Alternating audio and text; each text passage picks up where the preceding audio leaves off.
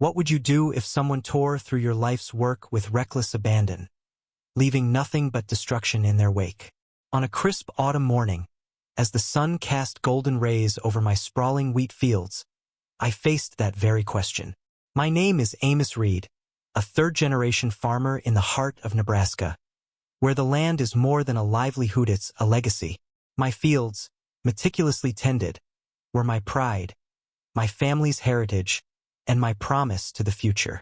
But that morning, Karen Mitchell shattered it all. It started with a distant rumble, like thunder rolling in from the horizon. I was checking the irrigation lines when I saw Ida black SUV, gleaming under the sun, barreling through my wheat like a beast unleashed. Golden stalks snapped and crumpled under its tires, clouds of dust billowing as it carved a jagged path. My heart pounded, a mix of disbelief and rage. Who would do this? I dropped my tools and sprinted toward the chaos, shouting, my voice lost in the roar of the engine. The SUV swerved, kicking up more dirt, and screeched to a halt near the edge of my field. Out stepped a woman, her blonde hair pulled tight in a ponytail, sunglasses perched on her nose, and a smirk that screamed entitlement. Karen Mitchell, I later learned, was no stranger to our small town of Harrow. She was infamous, always demanding, always complaining, the kind of person who'd berate a waitress for a cold coffee or scream at a cashier over a coupon. But this was beyond her usual antics. "Hey!" I shouted, my boots sinking into the ruined earth. "What the hell are you doing?" She turned, unfazed, her arms crossed. "Oh, relax, farmer boy. It's just a field.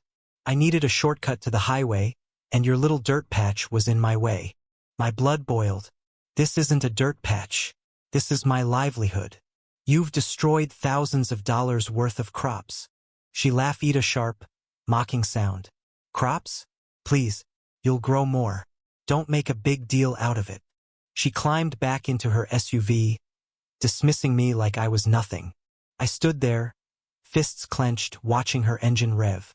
The audacity, the utter disregard, it ignited something primal in me. My fields weren't just crops. They were my father's sweat, my grandfather's dreams, and my daughter Ellie's future. Karen didn't care. She didn't have to, but I wasn't going to let her walk away. That's when I saw him. Brutus, our massive Angus bull, grazing in the adjacent pasture. He was a gentle giant with us, but to strangers, he was a force of nature. An idea sparked, reckless and raw. I ran to the gate, my pulse racing, and unlatched it. Brutus lifted his head, sensing the tension in the air. With a low bellow, he lumbered toward the open gate, his hooves shaking the ground. Karen's SUV roared to life, tires spinning as she aimed for the road. But Brutus was faster. He charged into the field, his bulk a dark storm against the golden wheat. Karen's smug expression faltered as she caught sight of him in her rearview mirror. The SUV swerved, but Brutus was relentless, his horns glinting as he closed the distance. I didn't want anyone hurt, not really, but I wanted her to feel the fear, the helplessness she'd inflicted on me. She slammed on the brakes, screaming something I couldn't hear over the chaos. Brutus stopped short, snorting, his breath steaming in the cool air. Karen stumbled out of the SUV, her sunglasses askew, her face pale. "You're insane!" she shrieked, backing away. "You let that monster loose on me. You destroyed my field." I shot back, my voice steady despite the adrenaline. "You don't get to just drive away." She fumbled for her phone, probably to call the police, but I was already dialing. I wasn't going to let her spin this. By the time Sheriff Daniels arrived, Karen was in full meltdown, accusing me of attempted murder. But the evidence was clear. Tire tracks through my ruined wheat, thousands in damages, and her flimsy excuse about a shortcut. I pressed charges: criminal trespass and property damage. Karen's entitlement wouldn't shield her this time. As the sheriff cuffed her, something unexpected happened. A boy, no older than 10, emerged from the SUV's back seat. He'd been there the whole time, silent, unnoticed. His eyes were wide, scared, and locked on Karen, his mother. My stomach twisted. I hadn't seen him, hadn't even considered someone else might be in the vehicle. His name, I later learned, was Timmy, and his presence changed everything.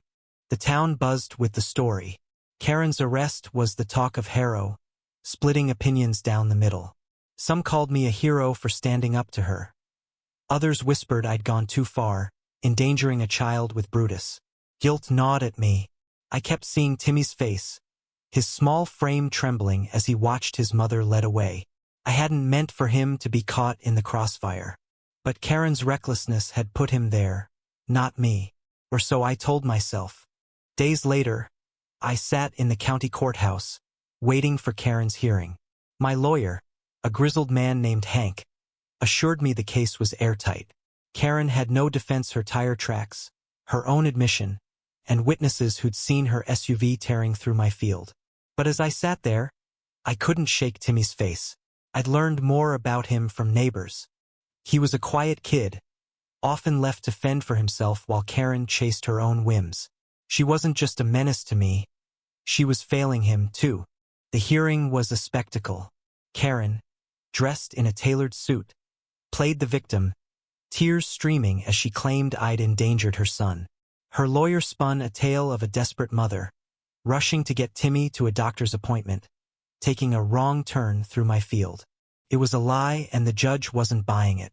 But then Timmy took the stand, and the room fell silent. He was small for his age, his voice barely above a whisper. Mom was mad that morning, he said, eyes fixed on the floor. She was yelling about being late.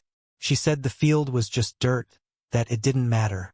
I told her to stop, but she didn't listen. The courtroom held its breath. Karen's face crumpled, not with remorse but with embarrassment.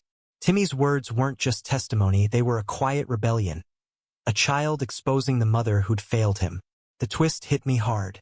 I'd seen Karen as the villain, but Timmy was the real victim, caught in her chaos. The judge ruled in my favor. Karen was fined heavily, ordered to pay for the damages, and sentenced to community service. She'd spend months cleaning up public parks, a fitting punishment for someone who treated others' property like trash. But the victory felt hollow. As I left the courthouse, I saw Timmy sitting alone on a bench, waiting for a social worker. His father, long out of the picture, wasn't coming. Karen's sister would take him in, but the damage was done. He'd seen his mother's true colors, and I'd played a part in that revelation. Back on my farm, I walked the scarred field, the crushed wheat a reminder of that day. I'd won, but at what cost? The land would recover new seeds, new seasons, new hope. But Timmy? I wasn't so sure. I'd stood up for what was right, but the collateral damage weighed heavy. Karen's recklessness had cost her more than a fine. It had cost her son's trust. And me? I'd let loose the bull, fueled by anger, not thinking of who else might get hurt. I knelt in the dirt, running my fingers through the broken stalks. The sun dipped low, painting the sky in shades of fire. I'd protected my land, my legacy, but I couldn't shake the feeling that I'd lost something, too. Justice had been served, but it tasted bitter, like ashes on the wind. Timmy's eyes haunted me, a reminder that every choice, every act of retribution, ripples beyond what we can see. ND.